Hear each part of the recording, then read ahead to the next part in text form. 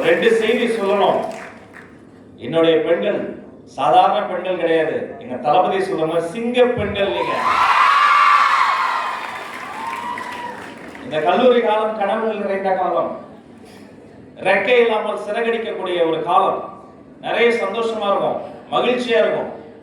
எல்லாரும் காலேஜ்ல எப்படா போவோம்னு இருக்கும். ஸ்கூல் போகும்போது ஒரு வார்த்தை சொல்லுவாங்க. என்ன சொல்லுவாங்க? உலகத்துல இந்த இந்தியா பாகிஸ்தான் பார்டரோட பயங்கரமான இடம் ஒன்று இருக்கு. அது என்னன்னா, பப்ளிக் எக்ஸாம் படிக்கிற குழந்தைங்க வீடு தான். இந்த 10th எக்ஸாம் படிக்கும் போது பயங்கரமா மிரட்டுவாங்க. எப்படியாவது 10th பாஸ் ஆயிடுது, அதுக்கப்புறம் லைஃப்ல ஜாலியா இருக்கலாம் அப்படிம்பாங்க. சொன்னாங்களா? எனக்கும் சொன்னாங்க. சரி, நம்ம பிளஸ் ஒன் பிளஸ் டூ ஜாலியா இருக்காங்க. பிளஸ் டூ தான் வாழ்க்கையே. என்ன நீ ஜாலியா இருக்கிற? சும்மா அப்படி போகும்போது வீட்டுல அப்படி சும்மா சத்தமா பாட்டு வச்சு டிவில கேட்டா கிச்சன்ல இருந்து குரல் வரும். பெத்த வயிறு பத்தி இது டிவி பார்க்க தெரியாது. திட்டுவாங்களா இல்லையா? எல்லாம் முடிச்சுட்டு நீ காலேஜ்ல போய் ஜாலியா இருக்கலாமாங்க. காலேஜ் வந்த 2வது வாரமே சொல்லுவாங்க, செமஸ்டர் எக்ஸாம் எப்ப வரும். Girls don't play too much.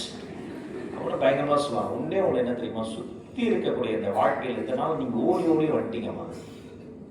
கஷ்டப்பட்டு எல்லாத்தையும் தாண்டி வந்துட்டீங்க. எல்லா குழந்தைகளுக்கும் இந்த இடத்துக்குள்ள வரக்கூடிய ஒரு வாய்ப்பு கிடைக்காது. நீங்க 1000ல் ஒருவர் வந்துட்டீங்க. கொஞ்சம் லைஃப் நிதானமா திரும்பி பாருங்க. காலையில எந்திரிக்கும் போது ஒரு 1/2 hour ஏர்லியா எழுந்திருங்க. பொறுமையா நிதானமா ரசித்து ஒரு முகம் கழுவும் போது கூட நிதானமா அந்த தண்ணீர்ல முகம் கழுவக்கூடிய அந்த ஒரு விஷயத்தை என்ஜாய் பண்ணுங்க. வர வழியில எத்தனை மரங்கள், எத்தனை பூக்கள், இந்த சூரியன் எவ்வளவு அழகா இருக்கு, இந்த சந்திரன் எவ்வளவு அழகா இருக்கு. இந்த கேம்பஸ்குள்ள வரோம், உள்ள வந்து இந்த அரங்கத்துல அப்படி அமர்றோம். கொஞ்சம் நிதானமா சுத்தி இருக்கக்கூடிய ரசிங்க. வெளியில போன உடனே அந்த கிரவுண்ட்ல நீங்க தாண்டி போகும்போது இலைதலைகள், செடி கொடிகள் எல்லாம் இருக்கும். கொஞ்சம் யோசிச்சு பாருங்க, இதய வடிவத்துல ஒரு இலை இருக்கும். நாம இன்ஸ்டாகிராம்ல போறீங்களா, ஹார்ட், அந்த ஷேப்ல ஒரு லீஃப் இருக்கும். ஊசி வடிவத்துல ஒரு இலை இருக்கும். சாப்பிடுற ஸ்பூன் வடிவத்துல ஒரு இலை இருக்கும். மனித கை இருக்கு பாருங்க, இந்த 5 விரல்கள் இப்படி விரித்தால் வருது பாருங்க, இந்த வடிவத்துல ஒரு இலை இருக்கும். ஒவ்வொரு இலையும் ரொம்ப தனித்துவமா இருக்கு. அப்ப நீங்களும் ஒரு தனித்துவத்தோடு இருக்கணும். 10 பேர் சேர்ந்து ஒரு விஷயத்தை செய்யறாங்கிறதுக்காக நீங்களும் அதை செய்யாதீங்க. நீங்க தனித்துவமான ஒரு மனுஷி. காணிய பழமொழி சொல்லுது, இரும்பு துண்டை எடுத்து நீங்கள் நெருப்பில் போட்டால் மாசு மறு அழுக்கு நீங்கி தங்கம் போல ஜொலிக்குமா. இரும்பு, ஆனா அது தங்கம் போல ஜொலிக்குமா எப்போ? அதை நெருப்புல போட்டா, அதோடைய தீமையை அழித்தா. அதே இரும்பு துண்டை தூக்கி நீங்கள் சாக்கடை தண்ணீரில் போட்டால் அதுவும் பாழாகி அந்த இடத்தையும் பாழாக்கும்னு சொல்லுது. அப்ப சேர்த்து ரொம்ப முக்கியம். அப்பா அம்மா வாழ்த்தது நாம செலக்ட் பண்ணல. நீங்க கடவுள்கிட்ட கேட்டீங்களா, எனக்கு இந்த அப்பா ஓகே, இந்த அம்மா வேண்டாம், ரொம்ப கத்துறாங்க, வேற அம்மா இங்க டெலிவரி பண்ணுங்க, ஸ்விக்கிலியா நம்ம போறதும் இல்லை.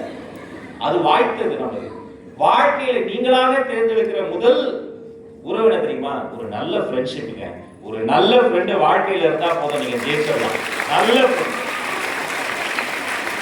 சரி, யார் நல்ல ஃப்ரெண்டு? நாம எது சொன்னாலும் செஞ்சாலும் அப்படின்னு சொல்லி நாம தப்பு பண்ணும்போது தட்டி கேட்கணும். இது நீ பண்றது தப்பு, பண்ணாத சொல்லணும். அதான் நல்ல ஃப்ரெண்ட். அப்படிப்பட்ட ஃப்ரெண்ட்ஸ் எனக்கு இருந்தாங்க, அதனால தான் நான் உருப்பிட்டேன். எல்லாருக்கும் வாழ்க்கையில ஒரே ஒரு நல்ல ஃப்ரெண்ட் இருந்தா சந்தோஷம், நிறைய நல்ல ஃப்ரெண்ட்ஸ் இருந்தா கூடுதல் சந்தோஷம். அப்படி ஒரு நல்ல ஃப்ரெண்டை நீங்க தேடுவீங்க. நான் என்ன சொல்றேன், அப்ப நீங்க யாரு? நீங்க முதல்ல ஒரு நல்ல ஃப்ரெண்டா இன்னொருத்தங்களுக்கு இருங்க.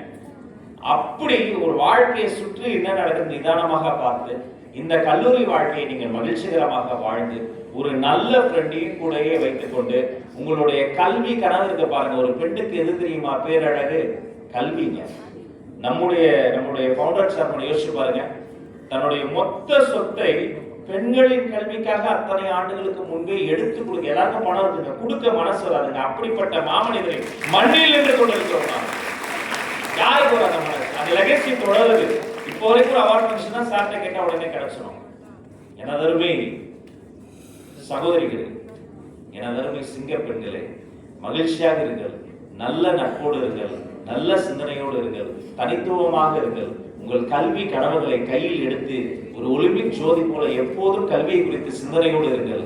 பாதுகாப்பாக இருங்கள், அறிவியலோடு இருங்கள், தமிழ் உணர்வோடு இருங்கள், எல்லோருக்கும் எல்லாமும் கிடைக்க வேண்டும் என்ற நல்ல சிந்தனையோடு இருங்கள்.